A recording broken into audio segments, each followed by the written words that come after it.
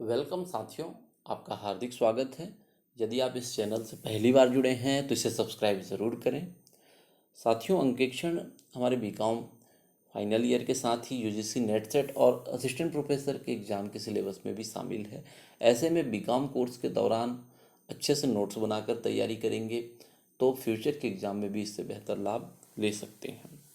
साथियों, आज का हमारा टॉपिक है संपत्तियों एवं दायित्वों का सत्यापन। तो आइए इस पर चर्चा करते हैं। सत्यापन क्या चीज़ है? अंकेक्षक को अपनी रिपोर्ट में यह स्पष्ट लिखना होता है कि एक व्यापारिक संस्था का चिट्ठा उसकी आर्थिक स्थिति को सही रूप में प्रस्तुत करता है। दूसरे शब्दों में, चिट्ठे में लिखी हुई संपत्ति और दायित्व की सत्यता की जांच उसे करनी होती है। यह सत्यापन कहलाता है। सत्यापन का अर्थ क्या है? सत्यता को प्रमाणित करना होता है। सत्यापन का अर्थ सत्यता को प्रमाणित करना होता है। और यह किसके संबंध में कर रहा है? संपत्तियों के संबंध में और दायित्वों के संबंध में। तो संपत्तियों और दायित्वों का जो सत्यापन करना है, उसके बारे में जो जांच करना है, उसकी सत्यता की जांच क्या क्या करेंगे, इस पे थोड़ा आगे चर्चा करते हैं। सत्यापन, संपत्तियों के सत्यापन के संदर्भ में क्या क्या दिखते हैं? संस्था के चिट्ठे में संपत्तियां स्पष्ट रूप से लिखी गई है। सत्यापन, संपत्तियों के सत्यापन के संदर्भ में संस्था के चिट्ठे में संपत्तियां स्पष्ट रूप से लिखी गई है। संपत्तियां व्यापार के लिए उचित प्राधिकार से प्राप्त की गई है। उसका जो अधिकार है उचित है, लीगल है, ये देखना होगा। जो संपत्तियां चिट्ठे में दिखाई गई हैं वह वास्तव में व्यापार में विद्यमान है। सिर्फ चिट्ठे में विद्यमान है ऐसा नहीं, वास्तविक रूप से उसका भौतिक सत्यापन भी करना होता है। संपत्तियां पूर्णतः संस्था के अधिकार में हैं और उन पर किसी प्रकार का प्रभार नहीं है। संपत्तियों का सही मूल्यांकन किया गया है। ये दो तीन चीज़ें जो हैं संपत्तियों के सत्यापन के संदर्भ में आवश्यक है कि इसको देखा जाए। इसके बाद दायित्वों के सत्यापन के संदर्भ में क्या देखते हैं? सभी दायित्व स्पष्ट रूप से चिट्ठे के दायित्व पक्ष में दिखाए गए हैं। सभी दायित्व संस्था से संबंधित है, सभी सत्य तथा अधिकृत हैं, सही रूप से दिखाए गए हैं। तो ये दायित्व के संदर्भ में तो सत्यापन जब करेंगे ऑडिट के संबंध में, ऑडिट के समय में, तो उस समय ये संपत्ति और दायित्व के सत्यापन में ये इन बातों को ध्यान रखते हैं। इसके बाद हम देखते हैं संपत्तियों के सत्यापन के उद्देश्य क्या है। पहला है विद्यमानता। स्थायी संपत्तियों की भौतिक विद्यमानता प्रमुख उत्तरदायित्व संस्था के प्रबंधकों का होता है, न कि अंकेक्षक। संपत्तियों की विद्यमानता की जांच के संबंध में अंकेक्षक का कर्तव्य है कि वह लेखों की जांच मूल प्रमाण पत्र और जो उसके डॉक्यूमेंट है उसके द्वारा करे। तो जो संपत्तियां हैं रिकॉर्ड में लिखे गए हैं उसको जांचता है। स्वामित्व के बारे में जांच करता है कि वास्तविक में इसका जो स्वामित्व है संबंधित संस्था के है या कोई और है।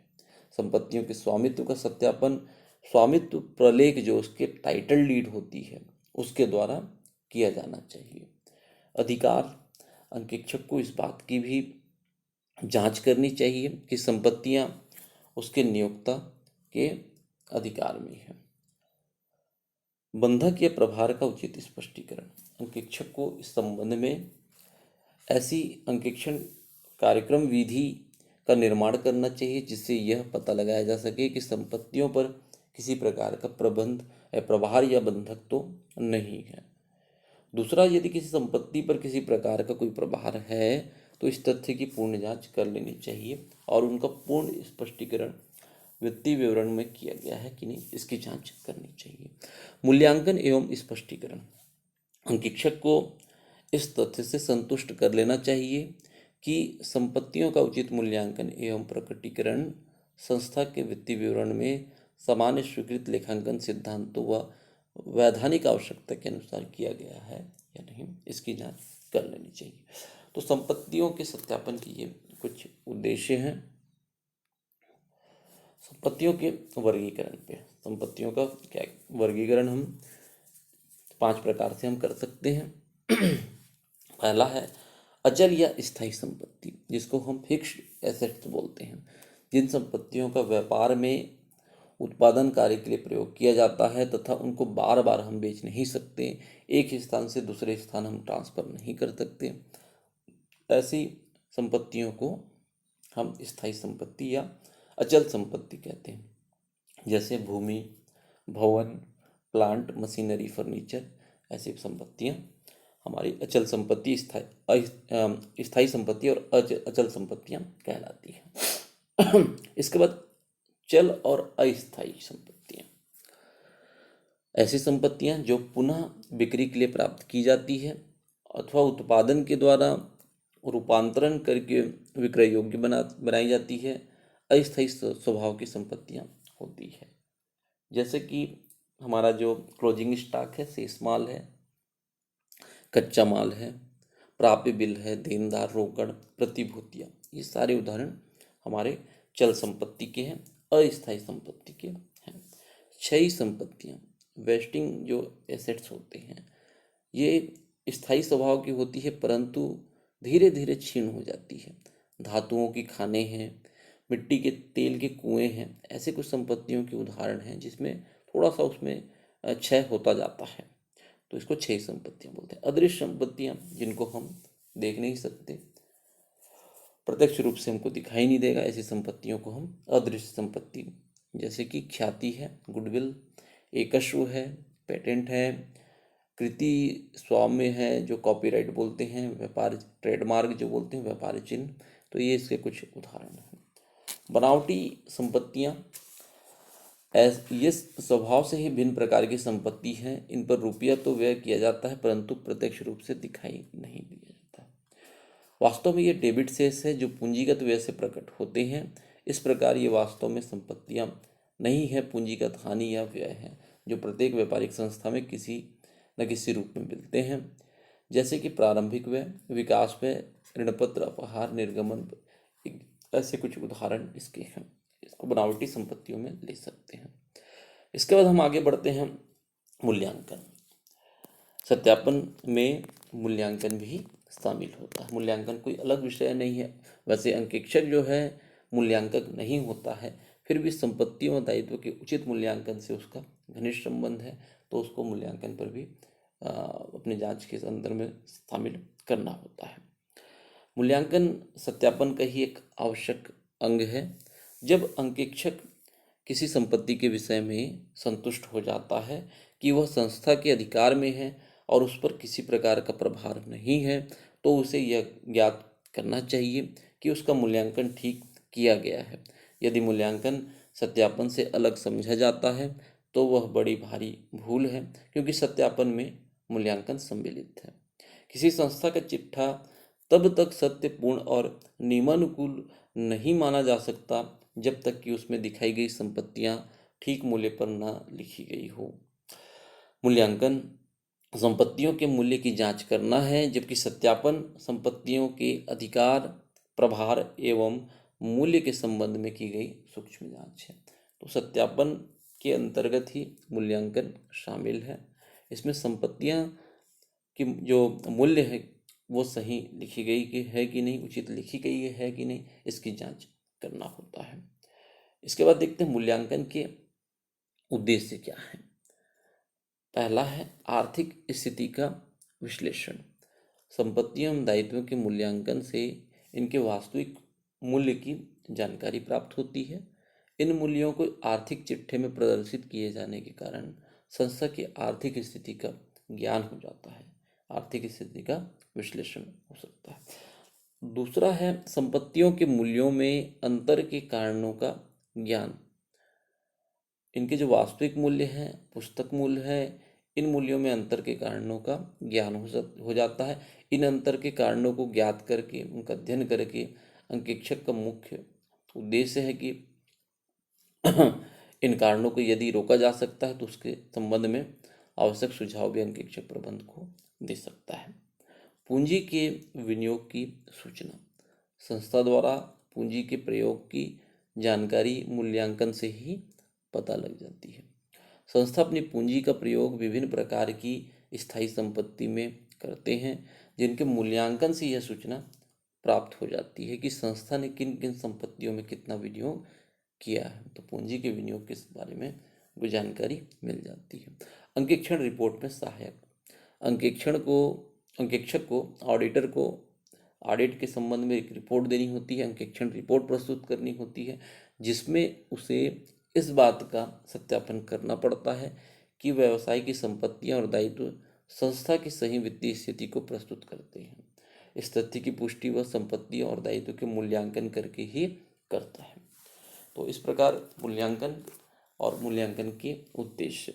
इसके बाद हम देखते हैं प्रमाणन, सत्यापन और मूल्यांकन में क्या अंतर है। तीनों में जो अंतर है, इससे संबंध में अंतर के संबंध में प्रश्न पूछे जा सकते हैं। तो पहला अर्थ के आधार पर देखते हैं। प्रमाणन का आशय प्रमाणकों की सहायता से पुस्तकों के विभिन्न व्यवहारों की जांच करना है। सत्यापन क्या है? सत्यापन से आशय चिट्ठे के मदों की विद्यमानता, स्वामित्व एवं मूल्य की जांच करना है। और मूल्यांकन में हमने क्या देखा है? मूल्यांकन का आशय चिट्ठे के विभिन्न मदों के मूल्य की जांच करना है। तो इस प्रकार प्रमाणन, सत्यापन और मूल्यांकन के अर्थ हैं। जांच का विषय के आधार पर तीनों में क्या अंतर है? प्रमाणन जो है प्रारंभिक लेखा पुस्तकों में किए गए लेखों तथा खाता बहियों में बनाए गए खातों और उनके शेषों का, उसके जो बैलेंस है उसका प्रमाणन किया जाता है। सत्यापन किसका करेंगे हम? केवल चिट्ठा में दर्शाई गई संपत्ति और दायित्व का सत्यापन किया जाता है। मूल्यांकन किसका है? मूल्यांकन भी चिट्ठे में दर्शाई गई संपत्ति और दायित्व का मूल्यांकन करते हैं। इसके बाद है अवधि के आधार पे प्रमाणन का जो कार्य है वर्ष में कभी भी किया जा सकता है। इसके लिए जरूरी नहीं कि वर्ष के अंत में रिकॉर्ड बनने के बाद करें। सत्यापन का कार्य कब करेंगे? वित्तीय वर्ष के अंत में लेखा पुस्तकें जब क्लोज कर देंगे, बंद कर देंगे, उसके बाद सत्यापन करते हैं। मूल्यांकन का कार्य भी वर्ष के अंत में लेखा पुस्तकें बंद करने के बाद किया जाता है। कार्य का निष्पादन प्रमाणन का कार्य अंकेक्षक अथवा संस्था के कर्मचारी द्वारा किया जाता है। सत्यापन कौन करेगा? सत्यापन सामान्य तौर पे ऑडिटर, अंकेक्षक द्वारा किया जाता है। मूल्यांकन का कार्य संस्था के प्रबंधकों द्वारा या उनके द्वारा नियुक्त विशेषज्ञों द्वारा किया जाता है। उद्देश्य के आधार पे लेखा पुस्तकों में की गई प्रविष्टियां सही है या नहीं, प्रमाणक सही है या नहीं आदि प्रश्नों की जांच करना प्रमाणन का उद्देश्य होता है। सत्यापन का क्या उद्देश्य है?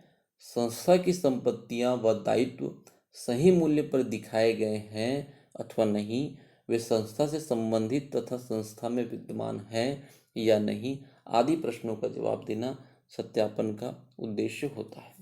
मूल्यांकन का क्या उद्देश्य होगा? संस्था की संपत्तियां व दायित्व सही मूल्य पर दिखाए गए हैं या नहीं, संस्था की सही व वास्तविक स्थिति को प्रदर्शित करते हैं या नहीं आदि प्रश्नों के उत्तर देना मूल्यांकन का उद्देश्य होता है। क्षेत्र के संबंध में हम क्षेत्र के आधार पे अंतर देखेंगे तो प्रमाणन का क्षेत्र व्यापक होता है क्योंकि इसका संबंध व्यवसाय से संबंधित सभी लेन देन से होता है। सत्यापन का क्षेत्र मूल्यांकन के क्षेत्र से व्यापक होता है क्योंकि मूल्यांकन जो है सत्यापन की क्रिया का एक भाग होता है। और मूल्यांकन का क्षेत्र सत्यापन के क्षेत्र की तुलना में और प्रमाणन की तुलना में संकुचित होता है, कम होता है। क्रम के आधार पे प्रमाणन का जो कार्य है सबसे पहले किया जाएगा। सत्यापन और मूल्यांकन से पहले वाउचिंग करेंगे, प्रमाणन करेंगे।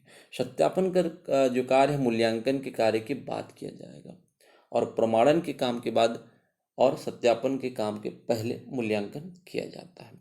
निर्भरता के आधार पर देखेंगे सत्यापन और मूल्यांकन जो है प्रमाणन पर निर्भर नहीं करता है। सत्यापन और मूल्यांकन पर प्रमाणन निर्भर नहीं करता है, प्रमाणन पर सत्यापन और निर्भर करेंगे। उसके बाद प्रमाणन एवं मूल्यांकन पर निर्भर करता है। सत्यापन जो है प्रमाणन और मूल्यांकन पर निर्भर करता है और मूल्यांकन जो है प्रमाणन पर निर्भर करता है। ठीक है। तो प्रमाणन सत्यापन मूल्यांकन पर निर्भर नहीं है, मूल्यांकन प्रमाणन पर निर्भर है, और सत्यापन जो है मूल्यांकन और प्रमाणन दोनों पर निर्भर है। तो इस तरीके से इनके कुछ अंतर के आधार हैं। आप अपनी पुस्तक गाइड से और इसको अच्छे से देख लेंगे। उम्मीद करता हूँ ये वीडियो आपके लिए यूज़फुल और हेल्पफुल रहेगा। लाइक शेयर कमेंट के माध्यम से अपना प्यार देते रहें। Thank you.